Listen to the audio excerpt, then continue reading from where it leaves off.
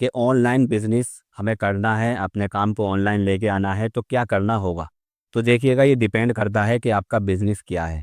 अलग अलग कामों के लिए अलग अलग तरीके हैं ऑनलाइन पर आने के लिए। फॉर एग्जांपल, किसी का अगर रेस्टोरेंट है जहाँ पर वो फूड सेल कर रहे हैं और कोई उसे आकर कहता है कि अमेज़ोन फ्लिपकार्ट के ऊपर ऑनलाइन सेल होता है, तो क्या वो अपने फूड को ऑनलाइन अमेज़ोन फ्लिपकार्ट के ऊपर रजिस्टर करेगा? जवाब है नहीं।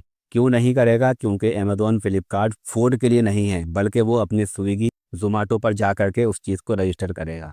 तो दोस्तों, ऐसे ही अलग अलग कामों के लिए अलग अलग तरह के प्लेटफॉर्म हैं। अब बात की जाए अमेज़ोन, फ्लिपकार्ट और मीशो की, तो आप वहाँ पर कोई भी अपना प्रोडक्ट सेल कर सकते हो लिस्ट करने के बाद। चाहे वो आपका फैशन प्रोडक्ट हो, चाहे वो क्लोथ्स हो, चाहे वो मेकअप का सामान हो, चाहे वो इलेक्ट्रॉनिक सामान हो, एसेसरीज़ हो, टॉयज़ हो, कुछ भी सामान आपका है, आप वहाँ पर सेल कर सकते हैं। सिंपली आपको अपनी जीएसटी बनवानी है और अपना अकाउंट मीशो, फ्लिपकार्ट, अमेज़ोन तीनों जगह पर ओपन करके अपने प्रोडक्ट को लिस्ट करना है और अपने प्रोडक्ट को ऑनलाइन सेल करना है। बहुत ही सिंपल सा तरीका है, लेकिन स्ट्रेटेजी पीछे की जो होगी वो अलग होती है। दोस्तों, आप लोग सोचते होंगे कौन ही हमारे सामान को खरीदेगा और क्यों खरीदेगा, जबकि ये चीज़ तो आसानी से अवेलेबल होती है। मैं आपको एक एग्जांपल देता हूँ। उपले आप जानते होंगे, हमारे यहाँ इसको उपले बोलते हैं, लेकिन असल में ये बनता है गोबर से। ठीक है, गाय के गोबर से बनता है ये। इसको हमारे यहाँ उपले बोलते हैं। आप क्या क्या बोलते हैं मुझे नहीं पता।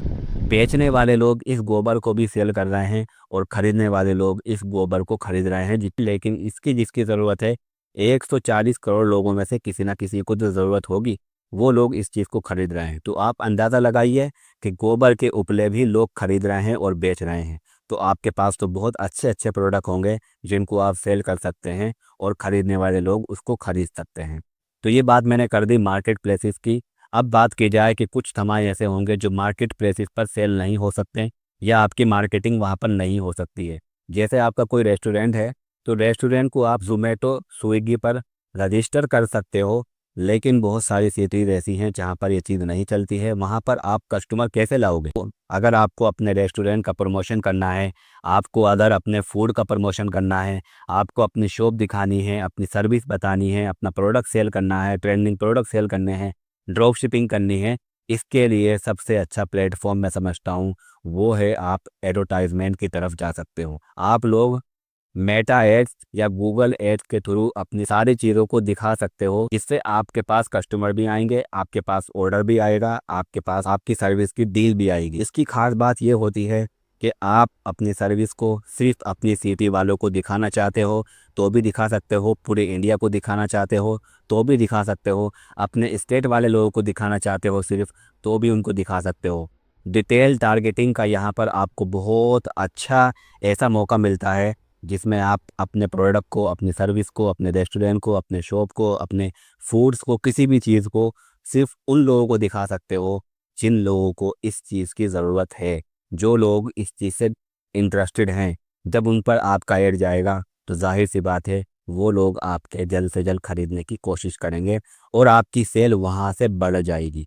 तो दोस्तों, एडवर्टाइजमेंट मैं अपनी ज़िंदगी के अंदर रोज़ाना यूज़ करता हूँ। कभी कुछ चीज़ सेल करने के लिए, कभी कुछ प्रमोशन करने के लिए, कभी किसी चीज़ की ब्रांड बिल्ड करने के लिए, इस चीज़ों के लिए हमेशा मैं मेटा एड्स और गूगल एड्स का यूज़ करता हूँ। आप लोगों को भी मैं पूरी तरह से इस चीज़ को सिखा दूंगा आने वाली वीडियो के अंदर। और तीसरा हमारे सामने प्लेटफॉर्म है, वो है सोशल मीडिया प्लेटफॉर्म, जैसे कि यूट्यूब हो गया, ट्विटर हो गया या इंस्टाग्राम, फेसबुक। इन जगहों पर अपने प्रोडक्ट की, अपनी शॉप की, अपनी सर्विस की वीडियो बनाइए और डालते रहिए, वीडियो बनाइए और डालते रहिए।